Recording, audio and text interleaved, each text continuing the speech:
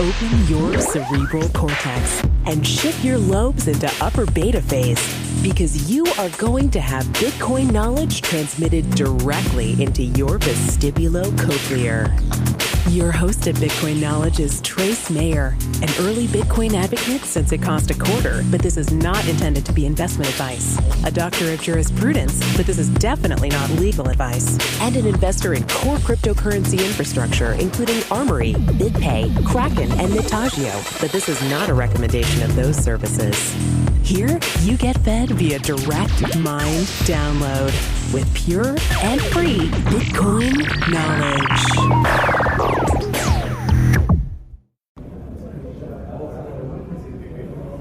Welcome back to the Bitcoin podcast. We have Rodrigo Batista. He's the CEO of Mercado Bitcoin. Mercado Bitcoin is the largest Brazilian Bitcoin exchange. Welcome to the podcast. Thank you very much. So, largest Bitcoin exchange in Brazil, like how large are we talking about? Like how many users? We have about 60,000 users registered, but of those we have about 9,000 users that had traded at least once in our platform. Okay, nice. So there's actually a significant amount of activity going on in Brazil. When we're looking at the Brazilian community, do we have meetup groups? Do people kind of get together? Do you integrate with other Latin American countries like Buenos Aires?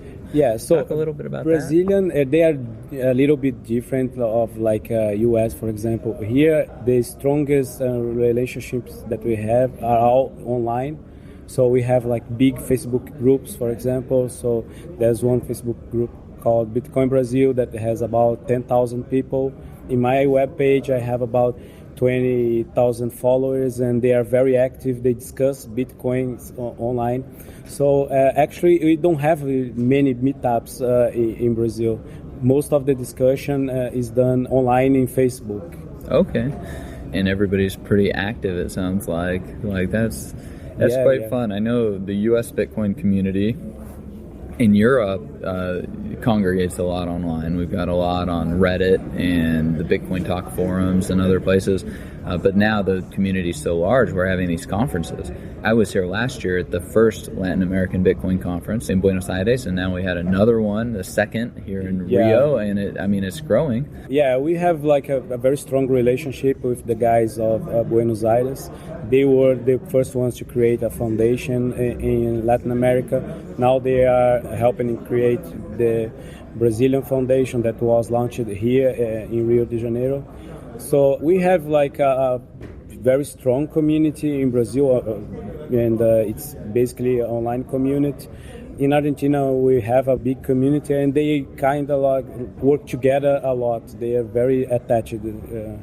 It's been working very well. You saw the conference here in Rio.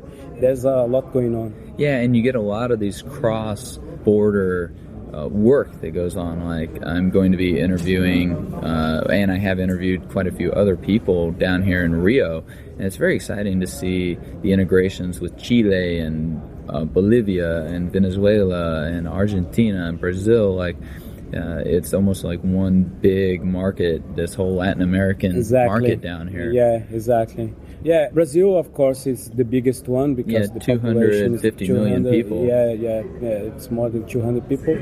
But those countries, they all like it. It's good that all of them speak Spanish. Brazilians speak Portuguese. That's quite similar.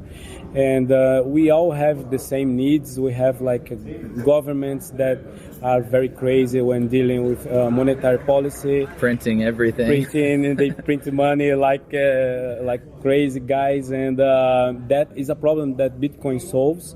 And we are work together to build good solutions in each country. So is that one of the main use cases in Brazil or in Latin America in general, like the savings, the store of value component of Bitcoin, even with the volatility? Yeah, here in Brazil, the two main cases, one is the savings, so people buy a lot for savings. Here in Brazil, for example, if you buy something abroad, you have to pay a 6.5% fee if you pay with credit cards or debit cards. So Bitcoin is also a way to avoid that fee, for example. So I see that it's increasing in my platform. People asking our customer support how to do international purchases using Bitcoin. So I think that's about 10% of our flow. That's what's pretty good, I think. And it's probably it's increasing. And the press now, they sometimes refer to Bitcoin as a way to avoid that tax. At some point, the government will care about it. But we've got major retailers now that are accepting Bitcoin, like Overstock. They take Bitcoin internationally, 200 plus countries. Exactly. And so Brazil's one of those. And so now you can buy from Overstock and get it shipped in. I mean, what are the major retailers in Brazil, electronic retailers like Amazon? I mean, do you even have Amazon in Brazil? They are launching in Brazil now. The biggest retailers, I've been talking to some of them. They still are very skeptical about Bitcoin. But it's my job, like convincing them and going there and explain again.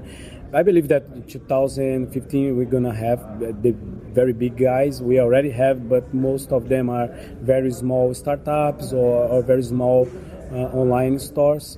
But Brazilians do usually is that they pay for stuff that they buy abroad in Europe or US or even in China. People say that Bitcoin is prohibited in China, but there are a lot of websites that take Brazilians Bitcoins for their products. So the people that buy Bitcoins to do payments, they do payments abroad and not in the local market.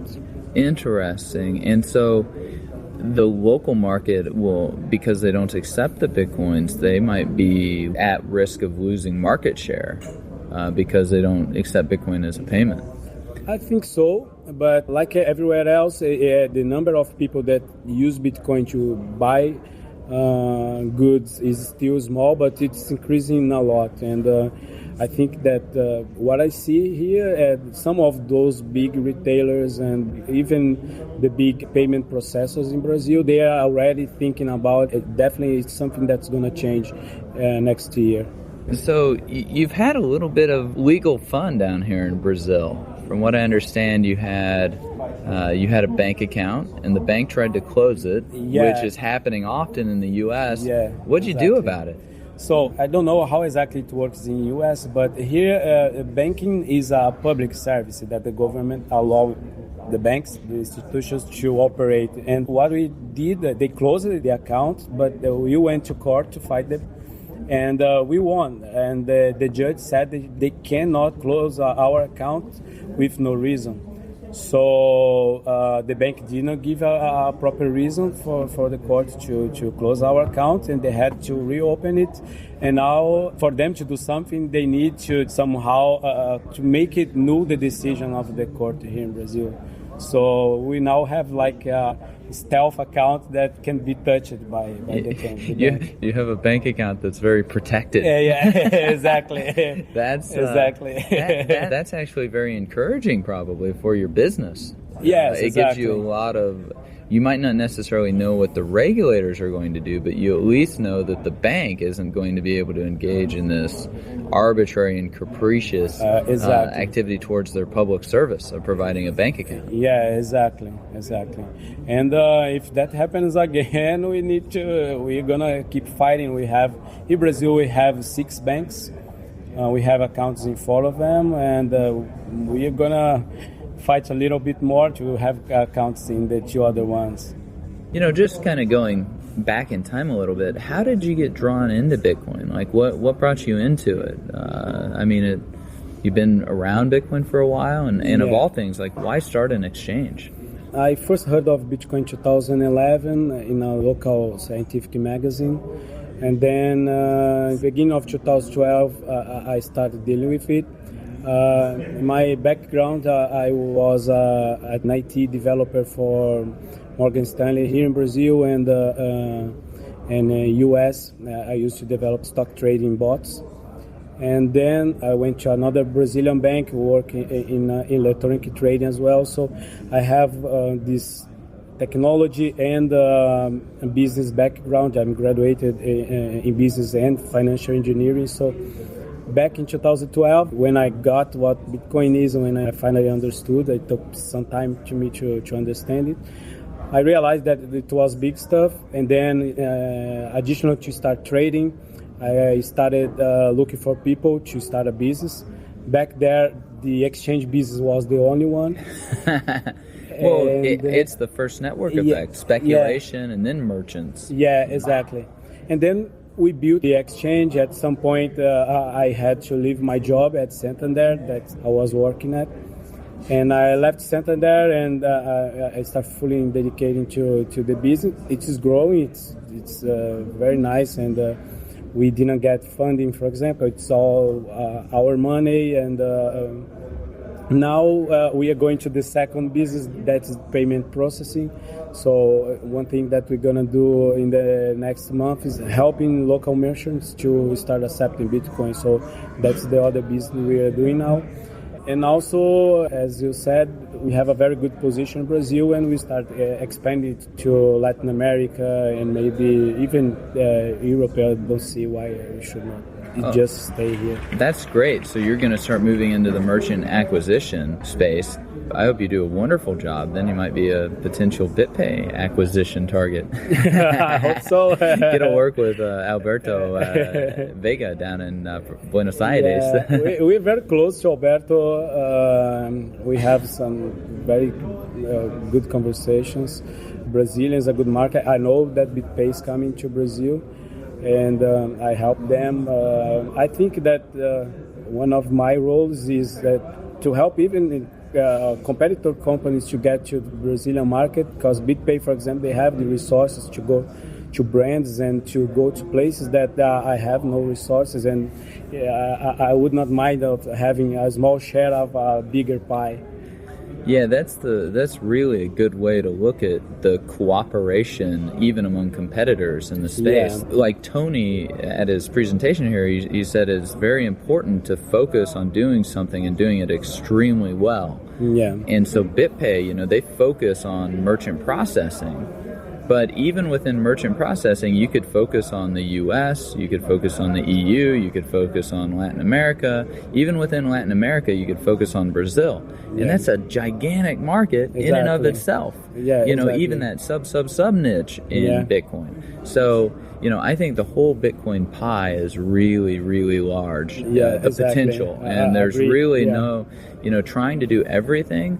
You try to catch all the rabbits, you never catch any of them. Yeah, exactly. So that's exactly how I think. So I think everybody in the industry should focus on making it easier for customers, and that's the only way of getting the pie bigger, and also educating and create the network that uses Bitcoin to solve problems. You got the Bitcoin network itself, but then you got the community network around it, exactly. Comprised of exchanges and merchant processors and independent consultants and security consultants and auditors.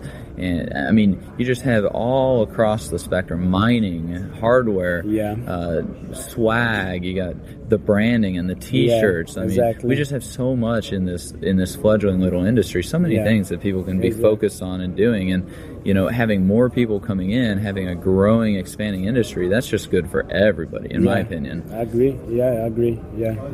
When you look at the Brazilian market, let's look at the things that you're most worried about. What keeps you up at night here in Brazil? One thing is, it's not only about Brazil, but running an exchange business is not easy, because you are all the time, 20 hours a day, 7 days a week. You have people's money to deal with, so that's tough. But for example, what makes sleep is we don't have tight regulations as you guys have in US. But what makes me not sleep is we never know how our government will react. So it's in US, even if the regulation is not good, you have a more predictable government. Here in Brazil, we never know what's going to happen the following day. So we know that it's good now that they said that they won't regulate or they won't bother us, but you never know if the following day something is going to change. So that's the most worrying part of Bitcoin business here in Brazil. Yeah, just the kind of the inaction or the unpredictability of potential regulators or anybody. It's nice to know the rules of the road. Yeah, to drive by. Exactly. It's nice. And that's there are no like big turns in front of you. Yeah. That's the what concerns me. On the other side of the coin, what are you most optimistic about? Like, what's the most exciting opportunity for you down here in Latin America, in Brazil, in Bitcoin? I see Bitcoin solves a lot of problems that people in Latin America have. One is it's usually very hard for them to receive and send money abroad due to capital controls from governments. In Brazil, they are not that bad, but as I told you, we have like a tax. If you do any purchase outside Brazil, you have to pay 6.5%, and that can be avoided with Bitcoin. The remittances use case, I think it's huge, but even Mexico, for example, it's not being used basically because Bitcoin is very hard yet for people to understand. But I think that it's a very big opportunity. In Mexico, it's a $20 billion opportunity, only remittances for Mexico, and it's a big opportunity in Brazil and Argentina as well. We still need to work to make it good for people that are underbanked. So in Brazil, it's between 40 and 50% of people that don't have bank accounts. It's a very good opportunity there, but we still don't have products to reach that part of the population. But at some point, I'm sure it's going to become very easy for them as well. I don't know what the channel is going to be, if it's smartphones or even regular cell phones. But at some point, we're going to reach that public as well. Yeah, I know you look at the percentages of underbanked or unbanked and the ease of use with things like Bread Wallet on the smartphone or 37 Coins that is doing SMS Bitcoin transactions. Like, Bitcoin's a protocol that's able to layer over a lot of these other technologies. And man, it can just become very efficient invisible glue for moving value all over the place. Yeah, exactly. I think like solutions like 37 Coins, for example, they are very good, but I don't think they still are what the market needs, because still people need to receive Bitcoins from someone else, and people need to learn how to do the commands to send coins or to check the balance. But I think we are on the right track with products like that. Well, it's been very enlightful. Thanks for being on the podcast with us. We've had Rodrigo Batista, the CEO of Mercado Bitcoin, the largest Bitcoin exchange in Brazil. Thanks for being with us. Thank you very much for the conversation. Be sure to get a copy of the free Bitcoin Guide at freebitcoinguide.com. Got a question or suggestion? Record your voice at bitcoin.kn. Don't be shy. To help the show, share bitcoin.kn with friends, post about it on Reddit, and otherwise spam the interwebs. Your iTunes comments and 5-star reviews are very important to us. Please continue tuning in to the Bitcoin Knowledge Podcast, where we release interviews with the top people in the Bitcoin world. Now take some choline and let that Bitcoin knowledge consolidate.